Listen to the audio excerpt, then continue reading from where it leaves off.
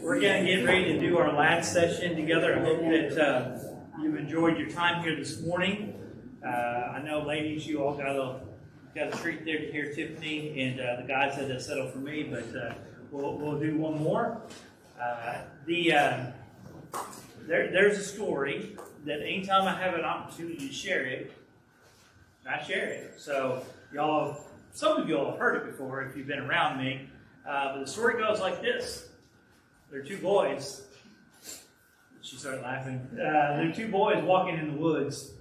And they're just doing what boys do. And they're maybe 9, 10, 11 years old. And they're walking in the woods and they're exploring. And they kind of pick up sticks and then start the sword fight. And they find some rocks. And of course they throw them at trees and kick some stuff. And you're just doing boy stuff as they walk and meander through the woods. And They traveled a lot farther than they had ever traveled before. They just kept going. And, they came across this big old sinkhole. And they're looking over at the hole and they're thinking, man, I wonder how deep it is. They can't see the bottom. So with all of the ingenuity of 10, 11-year-old boys, they decide, well, the way that we decide how deep it is we find something, throw it down, and wait to listen to hear it hit the bottom, right? So they find some rocks, they toss them, they don't hear anything. They keep finding, sticks or whatever that's bigger and throw them in there. Now it's become sport. They're not even really listening to see how deep it is. They just find things to throw down the hole. Well, they're doing this for a while, and one of the boys sees an old railroad tie over by the hole. And so he calls the other one over, and they kind of push it and whatever, and they finally get that railroad tie, and they push it over into the hole. And as soon as they let go of that railroad tie, they hear this awful rustling. And they both look over, and there's this goat that is running at them as fast as it can. It's got this great big crazy eyes. And it runs right past them and jumps right into the hole. And the boys are looking at each other. It's like, did you see that? Nobody's going to believe us. They're going back and forth. I can't believe, why would that goat do that? Did you see they keep looking over? They can't see the goat. Can't hear the goat. They don't see anything. And they're going back and forth for a while. Nobody will believe us. Even if we tell them, they won't believe us. And eventually, their conversation gets interrupted by the voice of an older gentleman, the old farmer that owns the land. And they hear him from a distance calling out, and they start looking at each other, and they're like, oh, man, we don't know this man. We're on his property. We're going to be in trouble. So now their conversation's gone back and forth, and he gets a little bit closer, and he's calling out, hey, boys. And they're like, what are we going to say? What are we going to do? He finally gets close enough to start to have a conversation with them. And he's like, hey, boys, have you seen my goat? Two boys are looking at each other, and they're like, oh, dude, he's not going to believe us when we tell him. So he gets up there, and he finally gets right next to him, and he's like, have you seen my goat? My goat has gone missing. The boys is down there. He's kind of keeping the dirt. It's like, mister, I don't know if you'll believe this, but I think we've seen your goat. But he had these wild eyes. He was running as fast as he could. He ran right past us, and he jumped right in the hole. The man was just puzzled, and he got over to the hole and tried to look down, and he said, boys, I don't think that was my goat. My goat was tied to a railroad tie. Anytime I get a chance to use that, I love that story. Sometimes things are connected, is my little use of that.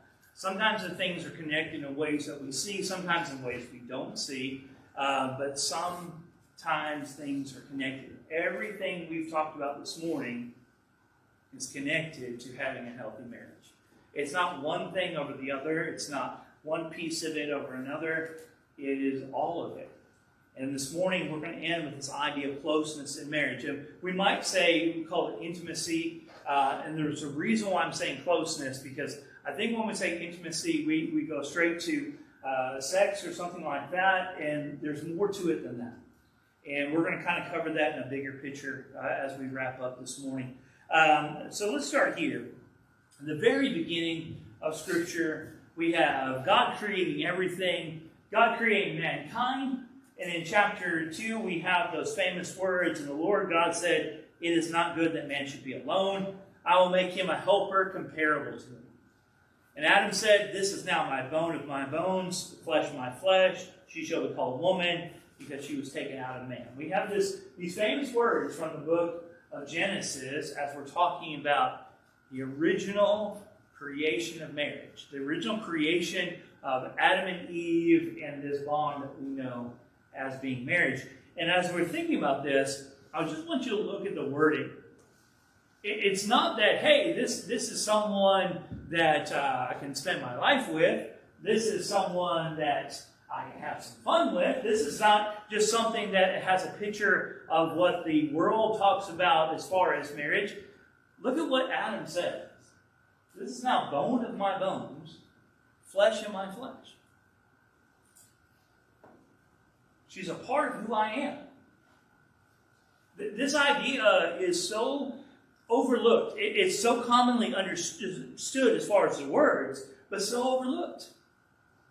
That when we talk about marrying somebody, we're talking about the two of us becoming one. Not just in the bedroom, but as a family, as a unit. And Adam understood that. He understood it literally because she was literally his flesh and his bone, because she was made from his rib. But this picture is there for a reason, because we're talking about what God has said. It's not good for man to be alone. God intended for us to have companionship. If you remember the story, before he creates Eve, he has all these animals come up to him, and he names all the animals, and I'm like, that's just an interesting little picture in and of itself. But the whole point was for Adam to see that there was nothing in this world that was created at that point that was comparable and could be that. I know that Paul said that there are some who are gifted with the idea of being alone, being celibate, and so forth, but mankind as a whole was created for companionship. And so when we're talking about marriage, we're talking about the idea of closeness, this idea of being two in one, or one from the two. Marriage is about companionship, closeness, intimacy, and here's another one, friendship. We're going to talk about this a little bit because I think this is one of those things that's missed and that's not talked about. It's not really addressed. And I said this with the guys as far as the last session. There's a lot in our culture, sitcoms and shows, that really work against us. Because they have, whether it has followed society or it's shaped society, whichever way you want to look at it, it has depicted marriage in a way that God never intended it to be. It's depicted men and women in ways that God has never intended as well. But the idea is that if you see some of these sitcoms, husband and wife barely can stand each other. They're not friends. There's even a joke that you see come up sometimes about them being friends. And there'll be whole episodes about how they're not friends. They're friends with this guy over here or this girl over here, but they themselves are not really friends. They're just married together. That's not what God intended. It's not healthy. It's not good. And we'll talk about some of those things here because it's not the companionship, it's not the closeness that we need that is supposed to be a part of this equation. According to John Gottman, I found this really interesting. Again, he's kind of one of the leading practitioners, but definitely one of the leading people who have studied marriage. There's a book, I'm trying to think of it, it's green and white on my shelf. I'm trying to remember the name of it now. The marriage, it'll come back to me here in a moment. The Marriage Lane. It's about that thick. They did one of the most intense long-term studies on marriage, on what causes divorce, all that stuff. It is very technical. It came out with a little book. I feel like little book's better. That took 7 principles of marriage. It's really good. He's not a Christian. I'm going to fair warn you, there are going to be some things in there you're not going to agree with, but the principles are good. But he said this, and this is really important to see. Some 70% of women and men reported the key to closeness in the realms of romance, sex, and passion is actually the quality of couples' friendship.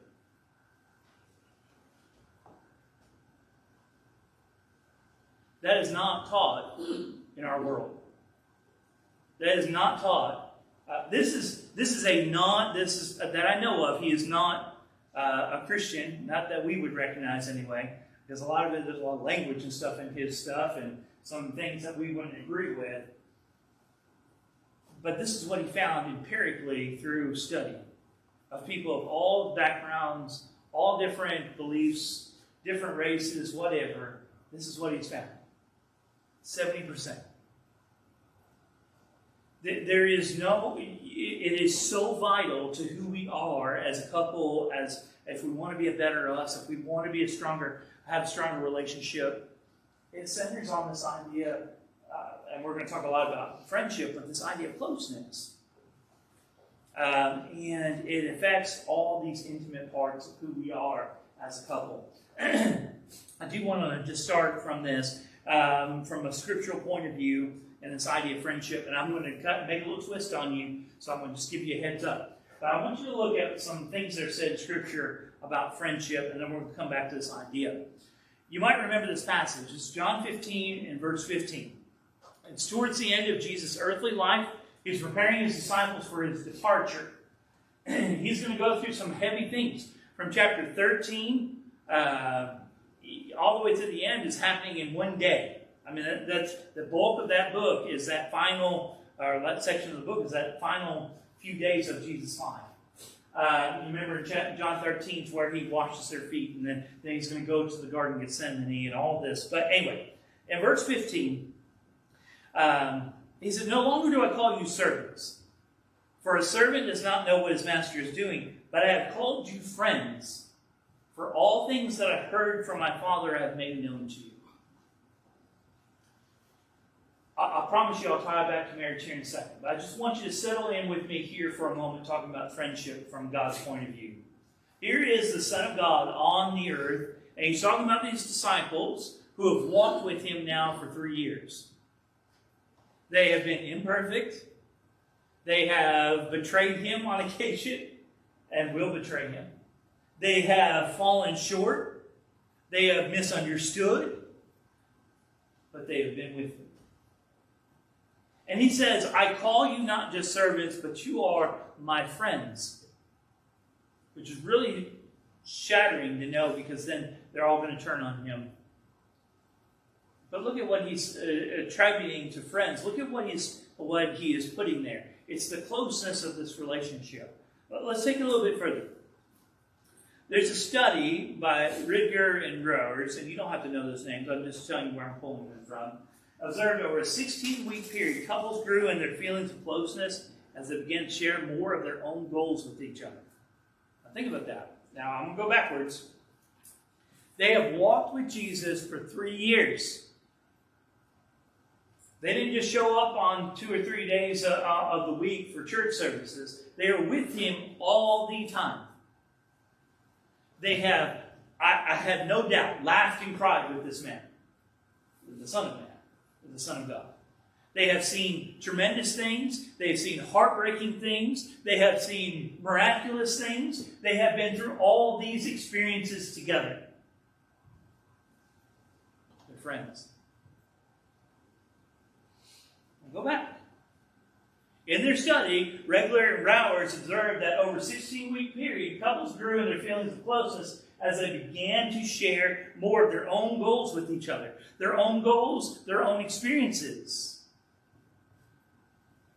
I made mention in the last session, I know ladies you weren't in here, but there's proven studies that have shown that couples who go out and serve together, serve at a soup kitchen, serve in some kind of sacrificial way, grow together.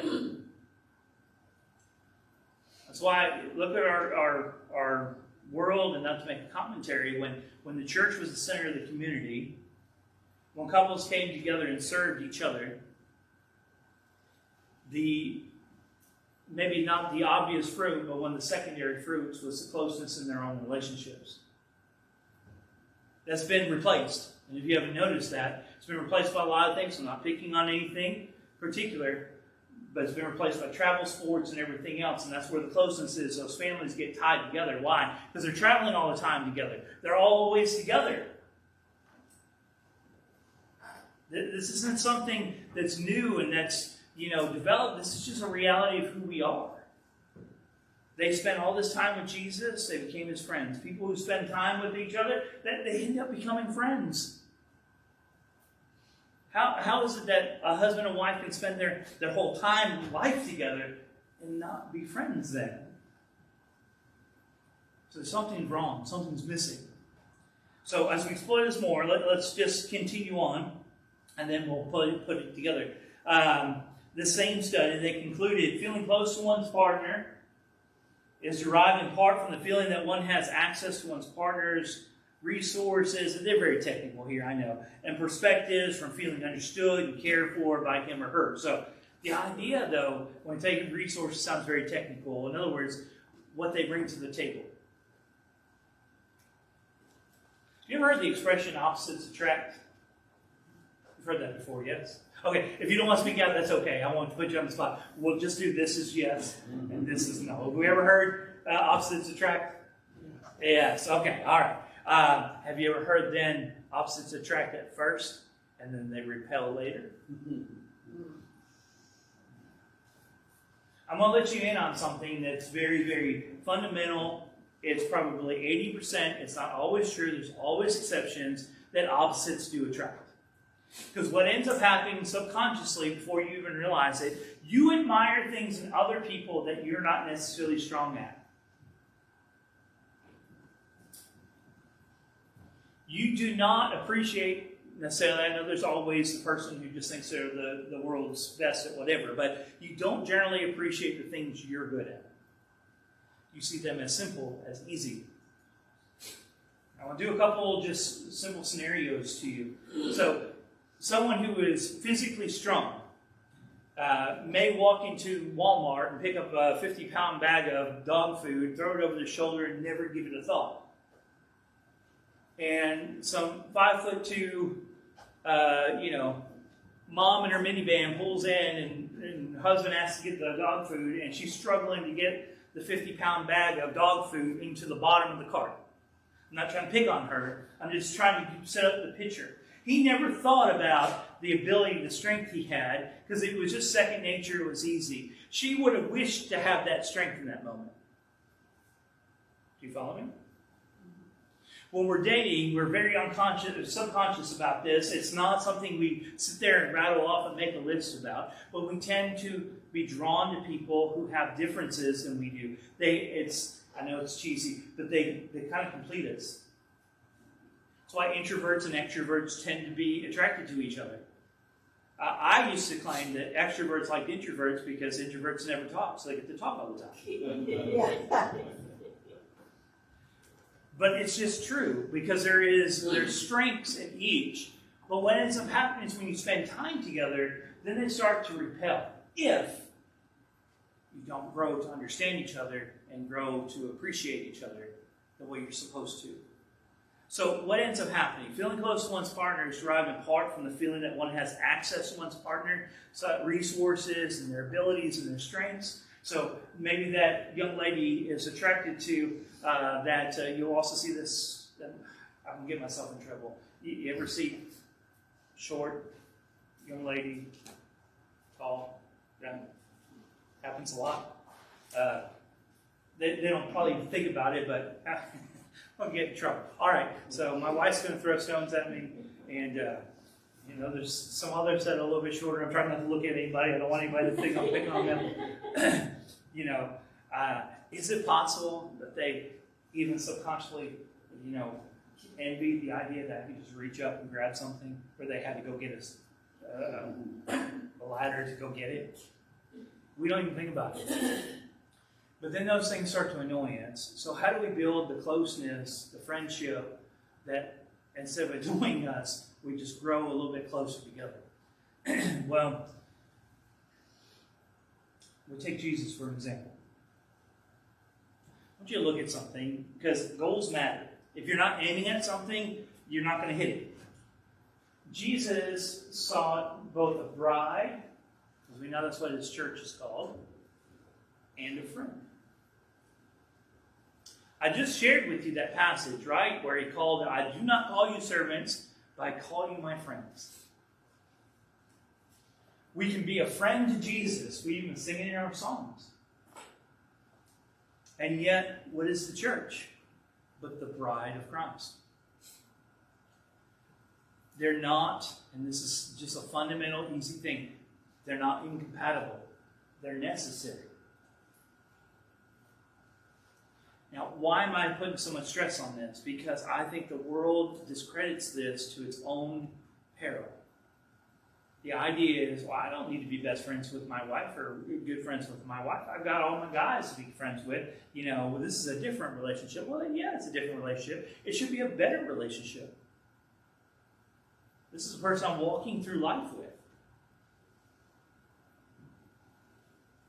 What do we learn from Jesus? What do we learn from these things? You remember back in Matthew chapter 16, I'll set the stage for you. You can read this in 13 through 20. We're not going to have time to read it all. But he just entered the region of Caesarea Philippi, and he had him asking a question. He said, "Who do men say that I, the Son of Man, am?" And Peter and them, they answered, "Well, some say Jeremiah or Elijah or one of the prophets." And then Jesus turns around and looks at them and says, "Who do you say that I am?" I know you've probably never thought of this before, and maybe you will the next time you read this. But I want you to think about it now. What was the difference between who do men say that I am and who do you say that I am? You can respond. This is not, What do you think? What's the difference between asking the question, who do men say that I am, and then turning to these specific men and asking them, who do you say that I am? Say a little bit louder, Charlie. Ownership of answering the question wasn't placed on. Okay. It was other people. Yeah, that's true. Their own personal ownership of it. I think that's definitely true. There's something else I'm looking for particularly, but that is definitely good. Closeness that they had with Jesus. Yeah, someone said friends with them, the closeness they had. They knew him differently than the world around them knew him. Right? Does your family know you differently than the world around you knows you? I don't care how genuine and authentic you try to be to the world. We all kind of wear a little bit of a mask, right? There are certain things we don't necessarily want everybody to know about us. But our family knows it. Our family, because our family's been through it with us. And that's how it's supposed to be. Where there's supposed to be this intimacy, this friendship. Well, how does that relate to our marriage and all these things? It is about this idea all the way at the beginning, and I know I'm going to use a King James Version where he says, for this reason a man should leave his wife and cleave to it, or a man should leave his father's house and cleave to his wife. But it's this idea of building friendship and closeness in marriage that facilitates all the intimacy of marriage. In the beginning, and I don't mean to be, I know we got younger minds, whatever. In the beginning, it may be passion that drives. It's the newness of the relationship, the marriage, and so forth that drives. As we develop into a more mature love, it should be friendship that drives our intimacy, closeness. They know more about me than I know about myself, right? She knows more about me and knows me better sometimes, I think, than I know myself. That's the way it's supposed to be. So this is a cheesy one, but here's where I'm going to go. If we want to build that kind of closeness, we need to change actions to positive. Now that sounds kind of easy. Well, easier said than done. What do I mean by that? Look at your own perception of your relationship, of who you are, and where you're going. Do you see it in a negative light or in a positive light? I can't do this for you. I can only put it out there, kind of leading the horse to water, right? The old saying. I'm going to put it in front of you. And if you'll do this little bit of exercise and challenge you, I'm going to make you uncomfortable for a minute. But I hope that it'll help you, okay? I just want you to ask yourself, don't ask yourself about your spouse, ask yourself about you. How do you view your relationship, your marriage, your interactions? Let me ask you a second question, and we'll come back to that. We notice the things that we feel like aren't there more naturally than we feel like the things that are there. And what I mean by that is, if you walked into a school classroom with the traditional drop ceilings and other things, you would never notice the ceiling. But if you walk into that classroom and one of those ceiling tiles is missing, you'll right away notice it. You're like, well, that's obvious. Well, why is it obvious? Because your eye goes to what you think is missing. How easy is it to look into our relationship, our future, our going-ons, our whatever, and notice what we feel like isn't there, and never see what is there? There's a power of perception that is really important here, and it's the idea of changing actions to positive. If I go from that point of view all the time, I'm going to be in a bad mood. I'm going to see everything negative. It's not so much that I'm doing something different as much as I'm changing the way I'm seeing it. That makes a huge difference. You change your actions to be positive. What I'm doing is positive. What I'm going to do is positive. What I'm going to do today is going to be something that I invest in. I see it in that mindset rather than, which I'm there a lot, I'll be honest with you. I can be as grumpy as anybody else can be, but I try not to be. But we want to change our actions to positive, our mindset, how we act and how we interact. If we look for the negative all the time, that's how our actions are going to be negative. If we look for the positive, our actions are going to be more positive. Right? This idea of loving romance, this isn't the idea of loving, the concept of romance. We're just talking about loving romance. It changes over the years. There's just no way for it not to change. Okay? When you first start dating, when you first get married, I remember before we had kids, our life was completely different. If we wanted to go somewhere, Stacy, we just got up and went. And then we had kids. And then it's like, where's their shoes? And where's this? And where's that? And your whole world changes. I get it. And sometimes we don't bring the important things along with the change. We need to maintain loving romance. I mentioned this earlier. I tell couples when I do premarital counseling, don't stop dating. Remember hearing that? I'll make that disclaimer again. Each other. But we're keeping in that concept of the idea that I'm constantly wanting to pursue you in the same way as when we were dating. It's not going to look the same, but it's the concept of wanting that romance in my life. Now, that may be different than going and getting dressed up nice and going out on the town or whatever. Your bank account may not look the same. Your priorities may not look the same. All other things. It may be a quiet morning together eating breakfast. So it may not always look the same, but the substance should be the same. Employ a calendar. Again, if you remember earlier, I was talking about this idea of calendar, putting on a schedule. It doesn't have to be a rigid schedule. Now, some of you are going to be very technical. You've got everything scheduled. You've got beepers on your phone and things for everything. And I admire you all. I can't keep up with a schedule like that. I'm not built that way, I guess. I don't know. But that's not what I'm necessarily meaning. What I'm saying is it needs to be consistent and regular in your life. If you find yourself 2 weeks, 3 weeks, and like, oh, we haven't done whatever, it's like, well, we're just done with it. It's like, okay, no, we need to get back to doing this. Let's plan something. Let's do something. We don't have the money, but let's ship kids off to grandparents' house and just have dinner together.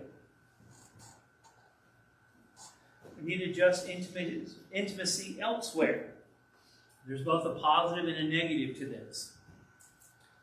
Unfortunately, it's really easy for us to try to develop intimacy in other relationships if we're not careful when it's missing in our main relationship.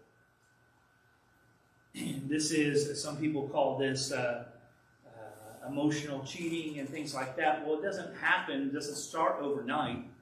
it ends up happening where, well, I don't want to argue with my spouse, and I want to bring up this, and she's tired, or he's tired, whatever, so I start confiding in someone else. We can't do that. We can't go putting that intimacy that belongs here elsewhere. The positive way of adjusting, that's the negative. We need to make sure we're not going outward with their intimacy that way, is to find ways to fine-tune it within our relationship. Again, your context is not going to be mine. Some of you all are retired. Some of you all are working different hours. Some of you all have kids that are still at home. Some are grown. We're all probably in a little bit different situation.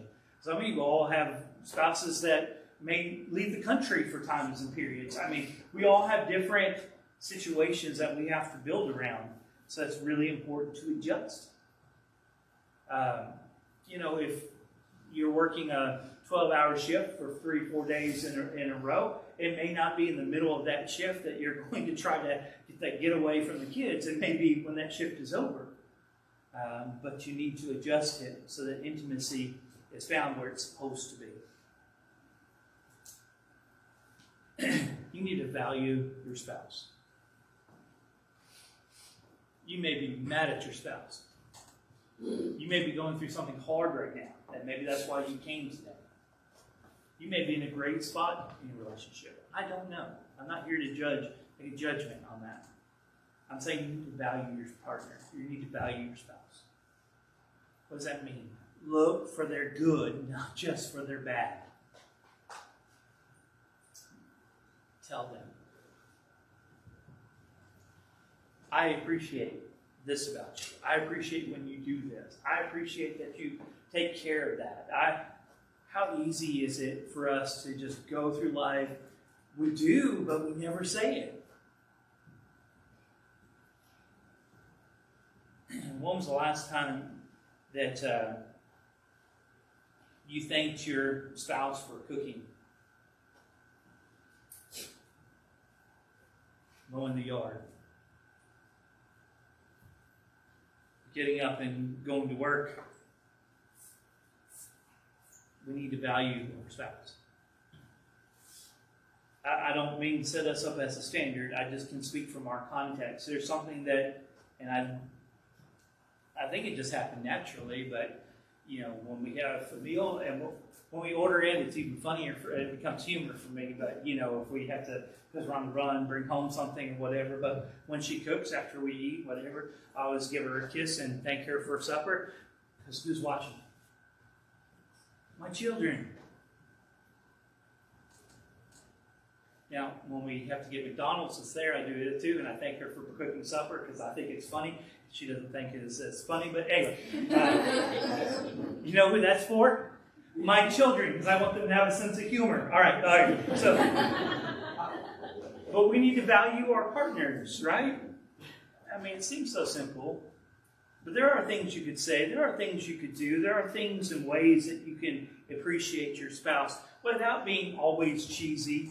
I like cheesy. It makes my kids uncomfortable, so I like it still, so I've got a little bit of time with that. But it has to fit you, but you need to show value to your partner. The last one is enjoy yourselves intimately. I'm not going to develop this in this context, but, there is a reason why the Hebrew writer said, keep the marriage bed holy. There is a reason why God talks about and created man and woman like he did. This is a part of who we are. That intimacy needs to be enjoyed in that marriage. And again, it's going to look a little differently for everybody. I'm not trying to set up one pattern for, how frequent you're intimate with each other or anything like that. But it needs to be a part of who you are. That's what we're created for. And these things, again, it's not one thing over the other. These are all part of how we develop closeness. And these all speak to different parts of who we are. So I'm going to go back. In the very beginning, we talked about, I used that comedian because I didn't want to take credit for it. I didn't want you to think I came up with this in my own brilliance, because someone else did. You probably stole it from someone else, to be honest. But this idea that men and women's brains are different, it's just absolutely biologically true. We are in this middle of this conversation. It seems like it's starting to turn to some sanity, but who knows, about genders and all this. And the conversation has been around, well, puberty, right? So when you hit puberty, it really changes the body physically. But our brains are changed while we're in utero. Male and female brains are not exactly the same.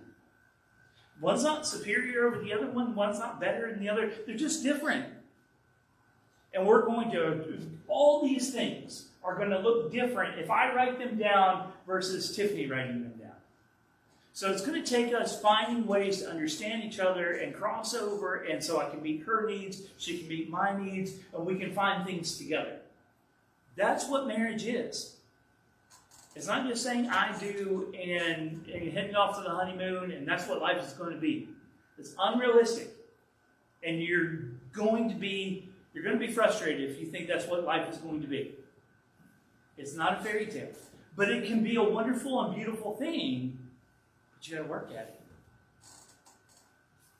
it. All these things, the idea of cleaving. So I know it's an Old Testament, King James kind of word. So it's this idea that not only we're going to join together, we're going to be so stuck together, dependent on one another, you can't separate. That's the idea behind cleave. How do you do it? Here's just some ways that we can think about this idea of closeness. All right. My voice is starting to wear out, so... It has been argued that mankind is built with a need for intimate connection. I've already made that argument here. I believe it's in our DNA. I think it's how God created us. Matter of fact, Paul said it was a spiritual gift to not need that connection. In other words, there are very few that have that, and he seemed to suggest that it was for the purpose of the kingdom, someone like Paul himself. Anyway, when the external and internal distractions are taken away, the soul longs for someone to share life with.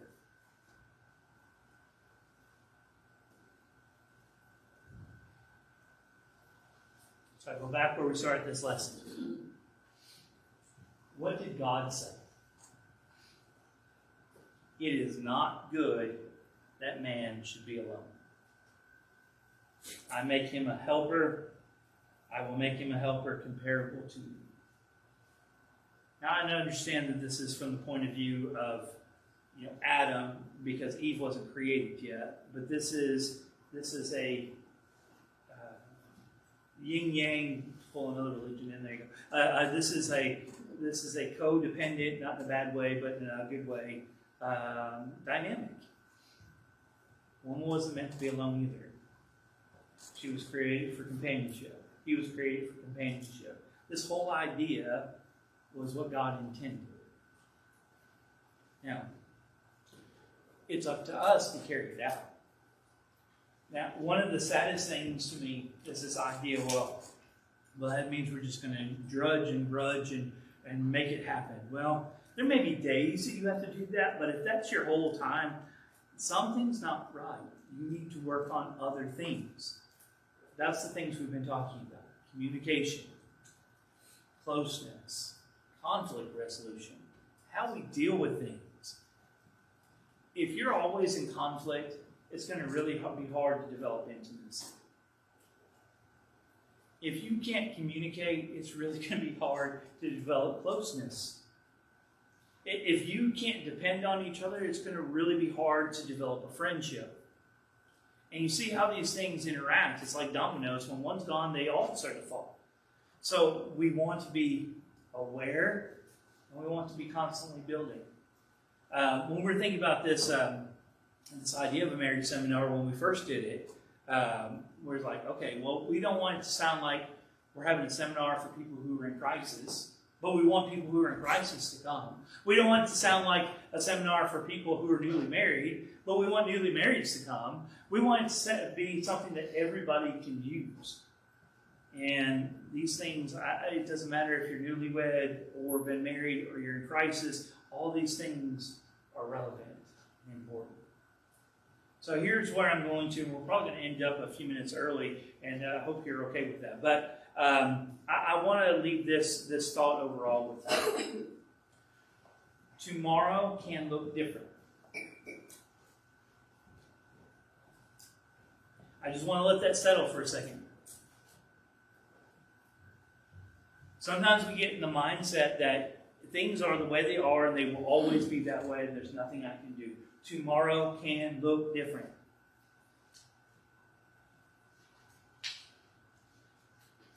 That means I have to do something different today.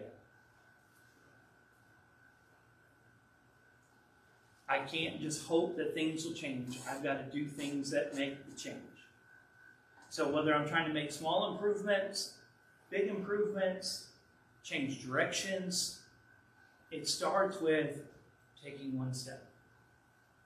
And I hope that we'll be encouraged and be reminded that's all it takes. One step. And the next one. So you've listened to a couple of lessons, a few lessons this morning. Hopefully you've taken some things from you. I give you the encouragement of what Paul told the brethren there at Philippi. And as much as that we have received, let us walk in the same.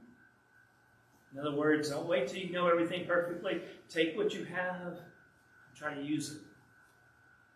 And I hope that leads to a better marriage. I want to end the last couple minutes, and if we don't have any, we'll just do our ending and go over to eat. But if there are questions or something that we can kind of field for just a few minutes, I'd be glad to do that. Do you all have any questions you want to ask before we kind of wrap up today? Wow, either we covered it really well or it's just clear as mud, you know. All right, feel free. We're going to go over to eat and so forth as much as we're available. If you have a question, need some resources, anything like that, we'll do the best we can. I want to turn you to a couple of things. If you want to take notes, I should probably put this on here. The Bethany Church of Christ website, BethanyCofc.org, is on the flyer, I assume. You can find different information, lessons, so forth on there. DrSecula.com, not to be self-promoting. That is my website. I have a lot of articles and material on there as well. Not always on marriage, but marriage is included on that, different counseling topics. If you need to reach out to us, you could find contact information on either of those places. InChristianLove.com as well. It's another website. It's Tiffany's website. Or the pamphlet there. So please, if we can be of help, please reach out. We can't always help in every scenario, but we will do what we can. I appreciate once again you all coming out. Who's going to wrap us up, Charlie or Jimmy? I think we're going to turn it over to Charlie for a moment. I just appreciate your all's time this morning.